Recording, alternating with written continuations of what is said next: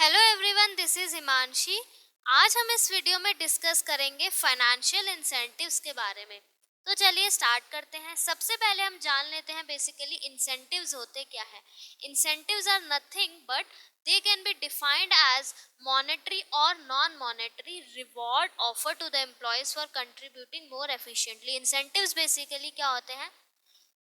Monetary या non monetary rewards जो हम अपने एम्प्लॉयज को क्या करते हैं, ऑफर करते हैं। Incentives can be extra payment और something more than the regular salary और वेज। इंसेंटिव्स हम क्या कह सकते हैं? इंसेंटिव्स क्या होते हैं?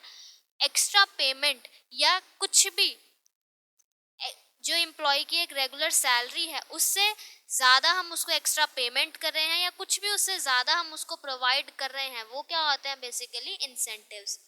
Incentives act as a very good motivator because it encourages the employee to improve their efficiency level and reach the target.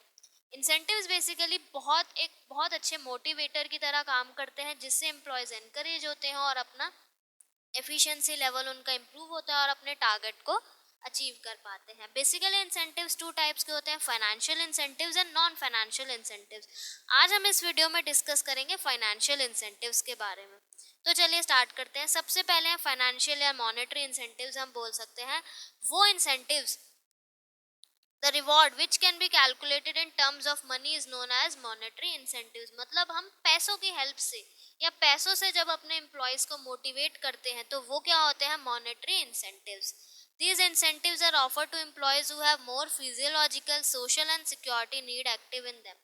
ये इंसेंटिव्स हम उन एम्प्लॉयज को ऑफर करते हैं जिनके अंदर ज़्यादा physiological, social and security need active होती है। ठीक है। जो कॉमन मॉनेटरी इंसेंटिव्स हम प्रोवाइड करते हैं एम्प्लॉयज को वो ये हैं। सबसे पहला है पे and allowances. Pay and allowances, simple are regular increments in salary every year and grant of allowance act as a very good motivator. अगर हम अपने एम्प्लॉय की सैलरी में रेगुलर इंक्रीमेंट्स अगर हम अपने एम्प्लॉयज को प्रोवाइड करें, हर साल इंक्रीमेंट दें उनको, ठीक है, और उनको अलाउंसेस दें, लाइक हम उनको ट्रैवल अलाउंस दे दें, उनके आने जाने का खर्चा अगर हम उनको प्रोवाइड कर दें, तो वो बेसिकली क्या करेंगे? एक गुड मोटिवेटर की तरह काम करेंगे और एम्प्लॉयज क्या रहेंगे? हमारे मोटिवेट रहेंगे।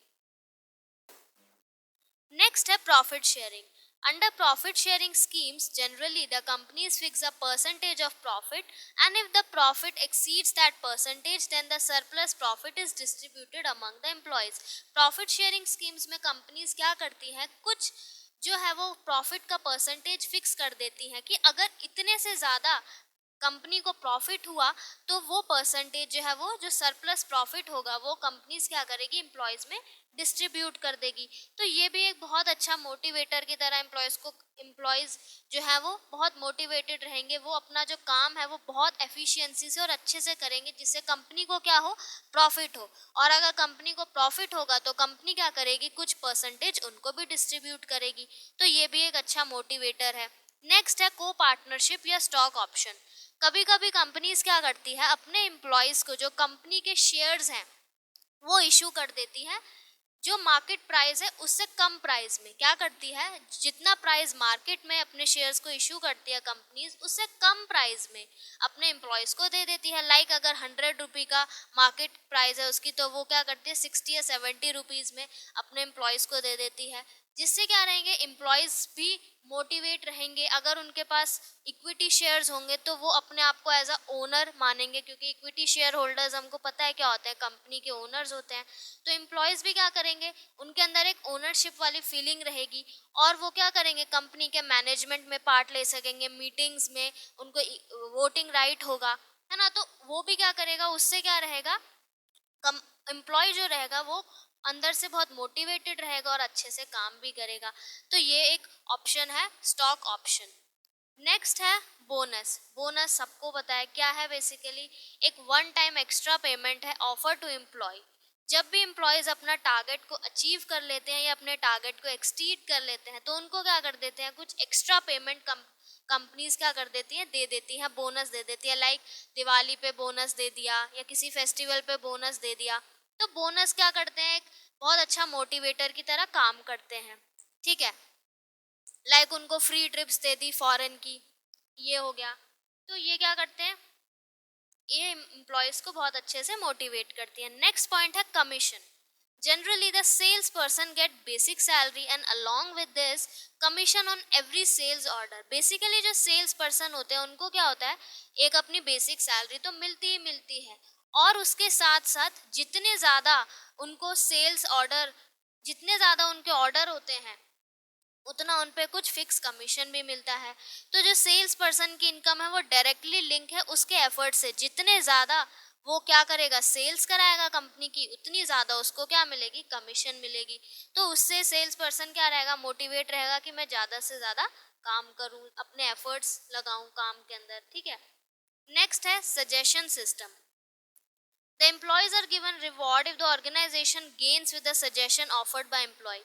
Employees क्या करती है, उन कंपनी क्या करती है, एम्प्लॉयज को रिवॉर्ड देती है अगर कोई एम्प्लॉय जो है वो कुछ सजेशन देता है ऑर्गेनाइजेशन को। लाइक अगर उसने बताया कोई cost saving technique of production employ ने सजेस्ट करी, और जो ऑर्गेनाइजेशन है वो is able to reduce the cost, उस ऑर्गेनाइजेशन की कॉस्ट भी रिड्यूस हो जाती है उस टेक्निक से, तो कंपनी क्या करेगी, उसको एक्स्ट्रा पेमेंट दे देगी फॉर गिविंग दैट सजेशन। वो सजेशन देने का उसको एक्स्ट्रा पेमेंट दे देगी। तो उससे क्या रहेगा, एम्प्लॉयज मोटिवेट रहेंगे और कुछ ना कुछ सजेशंस देंगे। नेक्स्ट है productivity linked with wage incentives. ये तो बहुत सिंपल है, लाइक कि जितने ज़्यादा काम करेंगे, जितनी ज़्यादा प्रोडक्टिविटी रहेगी, उतने ज़्यादा उनको क्या मिलेंगे, वेज इंसेंटिव्स मिलेंगे। ठीक है। ज़्यादा अगर क्या करेंगे, to get higher wages worker perform efficiently, उनको ज़्यादा ज़्यादा वेजेस में वो ज़्यादा काम करेंगे तो उनको क्या मिलेगी, ज़्यादा वेजेस मिलेगी। उनकी जो प्रोडक्टिविटी होगी वो उनकी डायरेक्टली जो वेज इंसेंटिव्स है उनसे लिंक्ड रहेंगी। नेक्स्ट है रिटायरमेंट बेनिफिट्स। रिटायरमेंट बेनिफिट्स पता ही है कि जब कोई एम्प्लॉय है जो रिटायर होने के बाद भी ऑर्गेनाइजेशन उसको क्या दे रही है, कुछ बेनिफिट्स दे रही है कि रिटायर होने के बाद भी उसको कुछ मॉनेटरी, उसको पैसे से रिलेटेड उसको हेल्प मिल रही है, लाइक उसको पेंशन मिल रही है, प्रोविडेंट फंड मिल रहा है, तो ये भी क्या करती है, एम्प्लॉयज को मोटिवेट करती है। नेक्स्ट है पर्क्स, फ्रिंज बेनिफिट्स या पर्क्यूजिट्स, हम कुछ भी बोल सकते हैं। लाइक उनको स्पेशल बेनिफिट्स देती हैं, लाइक मेडिकल फैसिलिटी दे दी, हाउसिंग फैसिलिटी दे दी, उनका हेल्थ इंश्योरेंस करवा दिया। ठीक है। ये सारी क्या होती हैं, कुछ स्पेशल स्पेशल बेनिफिट्स होती हैं जो ऑर्गेनाइजेशन अपने एम्प्लॉयज़ को दे सकता है, जिससे उसके एम्प्लॉयज़ क्या रहेंगे, मोटिवेटेड रहेंगे। तो ये सारे क्या थे हमारे फाइनेंशियल इंसेंटिव्स। नेक्स्ट वीडियो में हम डिस्कस करेंगे नॉन फाइनेंशियल